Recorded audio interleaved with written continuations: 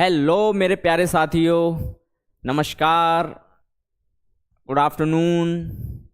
तो welcome to my YouTube channel study X में आपका हार्दिक स्वागत है। मैं आशा करता हूं आप ठीक होंगे, स्वस्थ होंगे।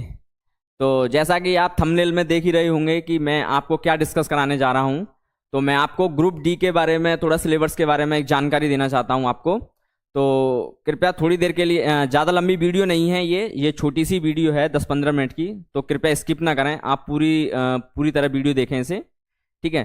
तो मैं आपको डिस्कस कर और मैं अपने बारे में थोड़ा बताना चाहता हूँ कि इससे पहले वैकेंसी आई थी ग्रुप डी में, 1 लाख वैकेंसी थी और फॉर्म भी मेरे हिसाब से 1 करोड़ फॉर्म समथिंग भरे गए थे। तो उसमें मैं चयनित था। तो मैं फिजिकल में थोड़ा दिक्कत आ गई थी, तो मैं वहाँ पर चयनित नहीं हो पाया। तो मैंने रिटन क्लियर किया था।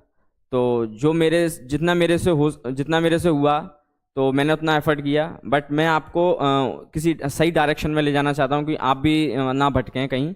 तो आप मेरे साथ बने रहिए। थोड़ी सी मैं जानकारी देना चाहता हूँ। और बेसिकली आपने फॉर्म तो भर ही लिया होगा ग्रुप डी का, और फॉर्म का मेरे हिसाब से अब तक 50 से 60 लाख फॉर्म भर चुके हैं, ठीक है। तो चलते हैं फिर नेक्स्ट आगे।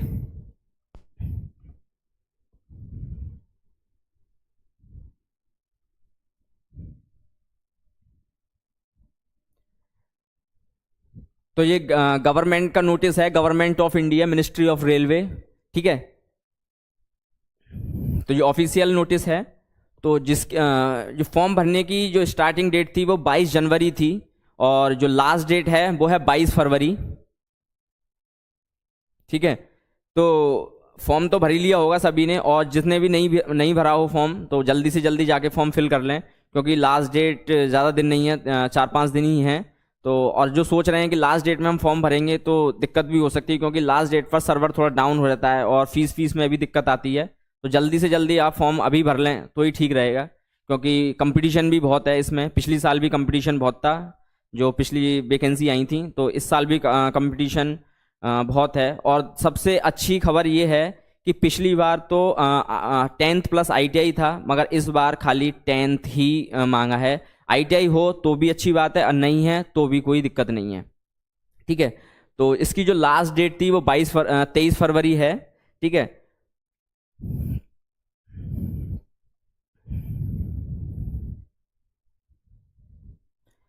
और ये लेवल 1 है, पोस्ट का नाम है लेवल 1, ठीक है।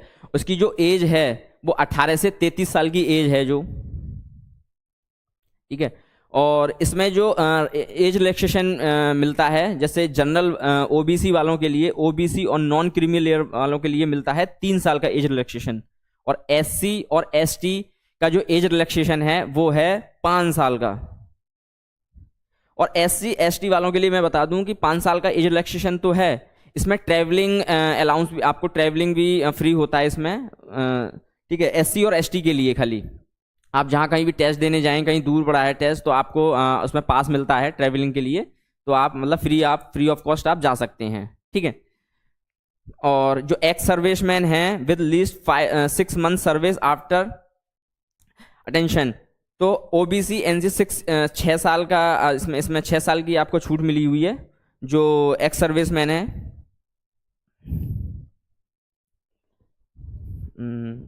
आ जाइए और आगे, ठीक है।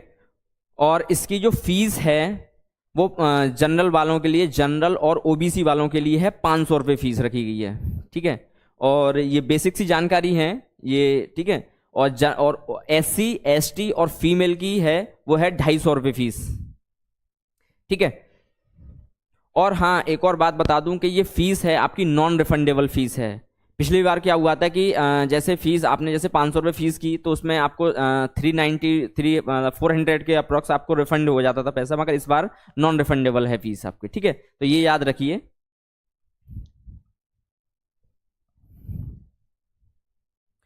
और सबसे मेन बात, ये रिक्वायरमेंट जो प्रोसेस है उसे देखिए। जो सबसे पहले होगा आपका कंप्यूटर बेस्ड टेस्ट, CBT, ठीक है। ऑनलाइन टेस्ट होता है इसका, रेलवे ग्रुप डी का। फिर इसके बाद होता है PET, फिजिकल एफिशिएंसी टेस्ट। फिर होता है इसके बाद डॉक्यूमेंट वेरिफिकेशन। फिर इसके बाद होता है मेडिकल एग्जामिनेशन। देन इस सारी प्रक्रिया को आप पूर्ण कर लीजिएगा तो उसके बाद में आपको सिलेक्शन पूर्ण तरह मिल जाता है। ठीक है, तो कंप्यूटर जो बेस टेस्ट होता है उसमें जो टाइम मिलता है आपको वो मिलती है 90 मिनट। तो और इसमें क्या क्या आता है कंप्यूटर बेस्ड टेस्ट में, जनरल साइंस आती है 25 नंबर की, मैथमेटिक्स आती है 25 नंबर की, रीजनिंग है आपकी 30 नंबर की, और general awareness and current affair इसमें है 20 नंबर की। ठीक है, और आउट ऑफ 100 क्वेश्चन आते हैं इसमें, 100 क्वेश्चन आते हैं, तो इसी में से मेरिट बनती है 100 में से। ठीक है, तो इसमें ज़्यादातर जो फोकस आपको करना है वो इस ज़्यादातर मैथ और रीजनिंग पर फोकस करना है।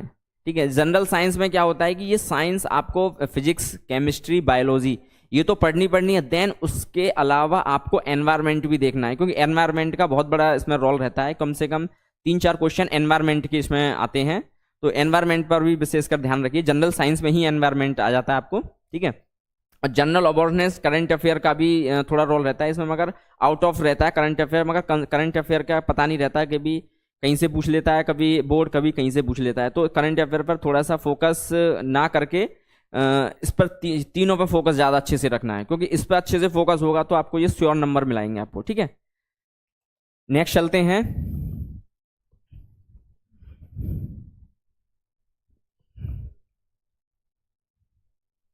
अगर आपको फॉर्म भरते में कोई परेशानी आ रही है, कोई दिक्कत आ रही है, तो उसकी ऑफिशियल वेबसाइट है। ठीक है, कोई अहमदाबाद की है, अजमेर की है, बेंगलोर की है, भोपाल की है, भुवनेश्वर की है, बिलासपुर का है, चंडीगढ़ का है जो दिल्ली में लगता है। ठीक है, तो पिछली बार मैंने चंडीगढ़ से ही डाला था, मतलब दिल्ली बोर्ड है वो। ठीक है, इसकी मेरिट थोड़ी हाई रहती है, तो फॉर्म जब भी भरें तो देख के भरें। ठीक है, और कोई भी प्रॉब्लम आती है फॉर्म भरने से तो आपको इस वेबसाइट पर आपको फ़ोन या आपको मेल करना है, कोई भी परेशानी आती है। ठीक है, तो आपको सारी ये वेबसाइट दे रखी हैं, तो आप इनको एक बार चेक कर लीजिएगा। ये पोस्ट हैं, जैसे ये 14 पोस्ट हैं। ठीक है, इनके बारे में एक बार देख लीजिएगा। अब आ जाओ सिलेबस के बारे में। तो मेन चीज़ है सिलेबस। सिलेबस के बारे में हम पढ़ते हैं कि मेन चीज़ होता है सिलेबस। अब आपने फॉर्म भर लिया और सिलेबस के बारे में ही नहीं आपको पता कि हमें क्या पढ़ना है क्या नहीं पढ़ना है, और तो ये चीज़ आपको ध्यान देनी है। ठीक है, तो सबसे पहले जो मैथ है, मैथ में आपको किन किन टॉपिक पर ज़्यादातर फोकस रखना है वो ध्यान दीजिए। सबसे पहले है आपका नंबर सिस्टम। ये कम से कम 2 नंबर का कम से कम तो 100% पूछा जाता है। नंबर सिस्टम का तो ये तो आता ही है। डेसिमल पे भी आपको फोकस रखना है। LCM एंड SCF ये तो 100% आता ही आता है। लासा और मासा सभी ने पढ़ा होगा, 9th स्टैंडर्ड से पढ़े आ रहे होंगे। ठीक है, तो ये चीज़ें 10th बेस पे है, बट थोड़ा सा हाई लेवल रहता है। और ग्रुप डी का आप छोटे सी चीज़ ना समझें, क्योंकि ग्रुप डी की जो आज के टाइम जो पे है, इनिशियल पे है वो 18,000 है। आपकी जो सैलरी बनती है वो कम से कम 40 से 42 हज़ार रुपये सैलरी बनती है, जो इस समय SSC CHSL की सैलरी है। जो भी 2800 ग्रेड पे है CHSL का, उसमें भी 40-42 हज़ार सैलरी बनती है, वो ग्रुप सी की है। तो इसमें भी अच्छी खासी सैलरी बन रही है इस समय। और आपको अनाउंस भी हो गया होगा, 8वां वेतन भी लग चुका है, तो उस समय और भी सैलरी इंक्रीज होगी आपकी। तो इस पोस्ट को आप हल्के में ना लें और इसे अच्छे से ध्यान से फॉर्म भरें और इसमें ज़बरदस्त तरीके से तैयारी करें। ठीक है, और इसके बाद आता है आपको रेशियो एंड प्रोपोर्शन। ठीक है, और अनुपात समानुपात जो बोलते हैं आप। सिंप्लीफिकेशन, ये इसका भी बहुत रोल है, सिंप्लीफिकेशन भी बहुत आता है। टाइम एंड डिस्टेंस, एक नंबर तो यहाँ से उठा लीजिए आप। प्रॉफिट एंड लॉस से भी। Geometry and trigonometry, square and roots, calendar, clocks. ये रीजनिंग में भी पूछा जाता है, मैथ में भी पूछा जाता है कैलेंडर। ये नहीं है कि मैथ में ही रीजनिंग में ही पूछा जाता है कैलेंडर, कभी कभी मैथ में भी आ जाता है कैलेंडर, तो इसमें विशेषकर ध्यान दीजिएगा। रेलवे बहुत अलबेले क्वेश्चन पूछती है, तो थोड़ा सा इसे ध्यान से पढ़ें। मेंसुरेशन, फ्रैक्शन एंड परसेंटेज, ये आपके चैप्टर हैं, और आगे देखिए अभी। और टाइम एंड वर्क, ये तो बहुत इंपॉर्टेंट चैप्टर रहता है। ठीक है, SI and CI, simple interest and compound interest. ठीक है, चक्रवृद्धि ब्याज और साधारण ब्याज। ठीक है, अलजेब्रा का भी काफ़ी रोल रहता है। स्टैटिक्स भी पूछी जाती है, स्टैटिक्स में भी काफ़ी। तो एज कैलकुलेशन ये भी, और पाइप एंड सर्टेन ये भी। ठीक है, और आगे आ जाइए। अब आ जाओ रीजनिंग। ये रीजनिंग का क्या है, एक रीजनिंग देख लीजिए। ये सारे जितने भी चैप्टर हैं ये 100% आते हैं सारे। और रीजनिंग का है कि रीजनिंग में ही ज़्यादातर बच्चे नंबर लाते हैं, और रीजनिंग को थोड़ा सा ध्यान दीजिएगा। तो एनालॉग, कोडिंग डिकोडिंग में से भी बहुत पूछा जाता है, ठीक है।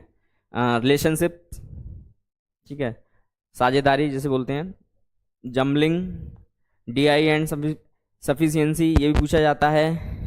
तो क्लासिफिकेशन भी, डिफरेंस, स्टेटमेंट, आर्गूमेंट भी पूछे जाते हैं, क्योंकि इसमें से ये तो बहुत इंपॉर्टेंट है, इसे तो IMP लगा लीजिए, ये तो बहुत ज़्यादा पूछा जाता है। स्टेटमेंट आर्गूमेंट तो आपका ऐसा है कि अजम्पशन कि ये तो जरूर पूछा जाता है, ऐसा कोई एग्जाम नहीं है, आप गवर्नमेंट में कोई सा एग्जाम उठा के देख लीजिए, ये 100% पूछा जाता है स्टेटमेंट, और उसे, और इसमें ही बच्चे सबसे ज़्यादा गलत करते हैं। तो इसको अच्छे से बारीकली पढ़िए, अच्छे से ध्यान से, ठीक है।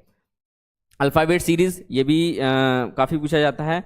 मैथमेटिकल ऑपरेशंस, ऑस्लॉन्ग्स, ये भी एक, ये इस पर भी इंपॉर्टेंट लगा लीजिए स्लॉग्स में।